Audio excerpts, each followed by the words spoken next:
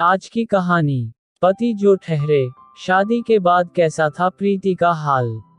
प्रीति की शादी के पीछे सब हाथ धोकर पड़े थे।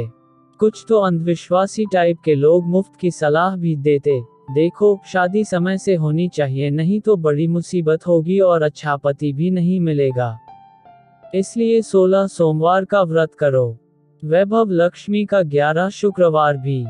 शादी आराम से हो जाएगी। प्रीति ने सारे व्रत उपवास कर लिए। अब इंतजार था कि कोई राजकुमार आएगा और उसे घोड़े पर बैठा कर ले जाएगा और जिंदगी हो जाएगी सपने जैसी। प्रतीक्षा को विराम लगा और आ गए पवन साहब, मगर घोड़े पर नहीं, कार पर चढ़कर।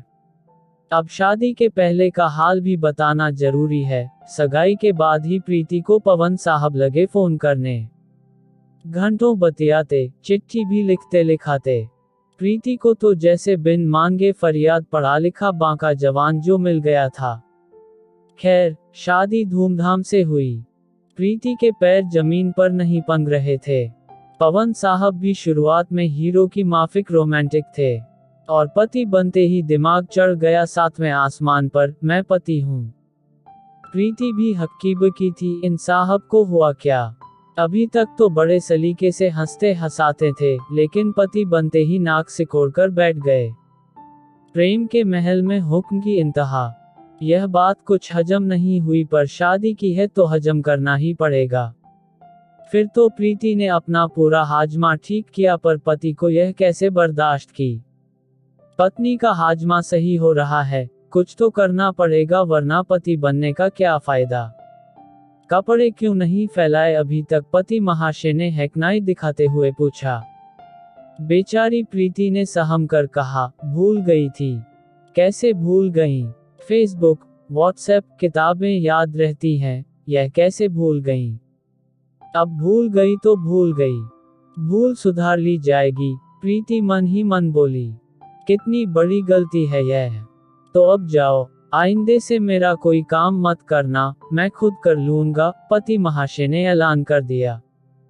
ठीक है जनाब, कर लो, बहुत अच्छा।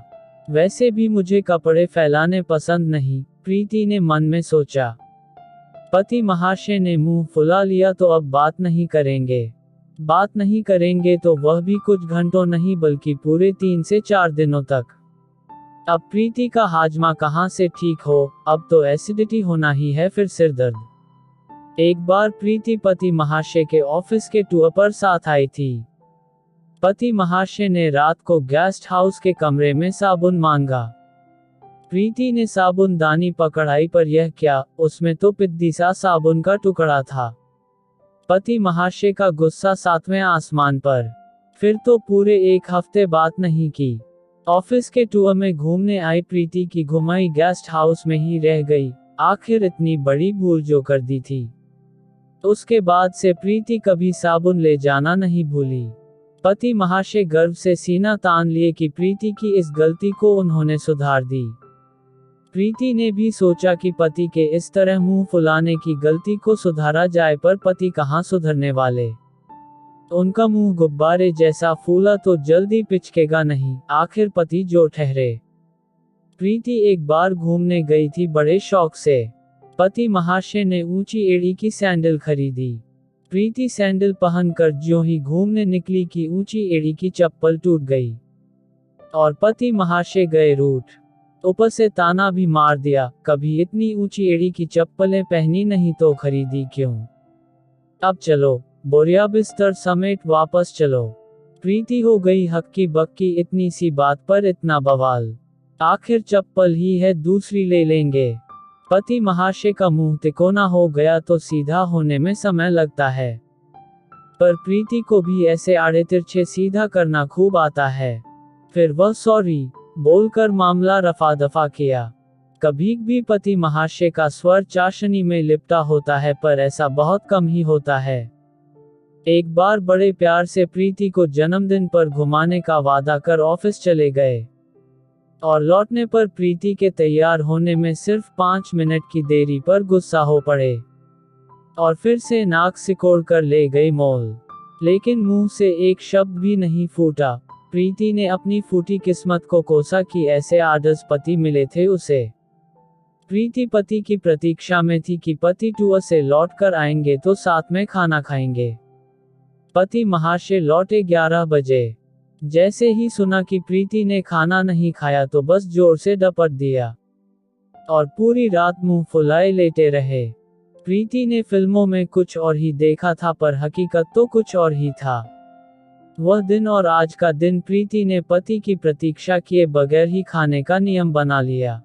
अब भला कौन भूखे पेट को लात मारे और भूखे रहकर कौन से उसे लड्डू मिलने वाले थे। कभी कभी भ्रम का घंटा मनुष्य को अपने लपेटे में ले ही लेता है।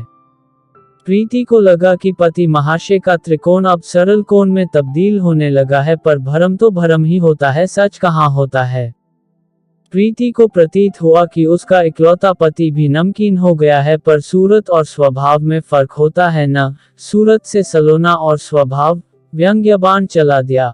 आजकल बस पढ़ती लिखती ही रहती हो, घर का काम भी मन से कर लिया किया करो, नहीं कोई जरूरत नहीं करने की। प्रीति ने कुछ ऊंचे स्वर में कहा, दिखता नहीं है कि मैं कितना काम करती हूँ। इतना कहना था कि पति जनाब ने फिर से मुंह फुला लिया। इस बार प्रीति ने भी ठान लिया कि वह पति को नहीं मनाएगी, पर हमेशा की तरह प्रीति ने ही मनाया। प्रीति ने एक दिन अपनी माता से अपनी पीड़ा की कहानी कह डाली। माँ, पापा तो ऐसे हैं नहीं। माँ मुस्कुराई, बेटी तुम्हारे पापा बहुत अच्छे हैं, पर वे कैसे हैं? उनका दुखड़ा अब तुमसे क्या बताऊं, मेरी दुखती रग पर तुमने हाथ रख दिया। दरअसल यह पति नामक प्रजाति होती ही ऐसी है।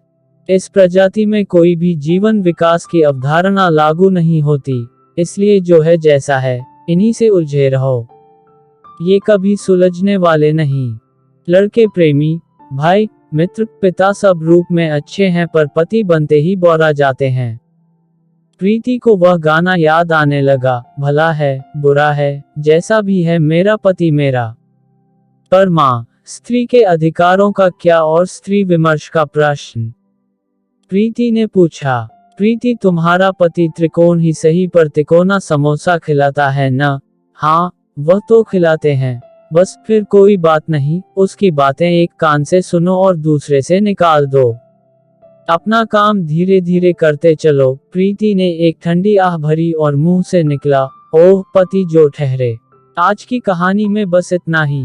दोस्तों, कल फिर मिलते हैं एक नई कहानी के साथ। कहानी सुनने के लिए धन्यवाद।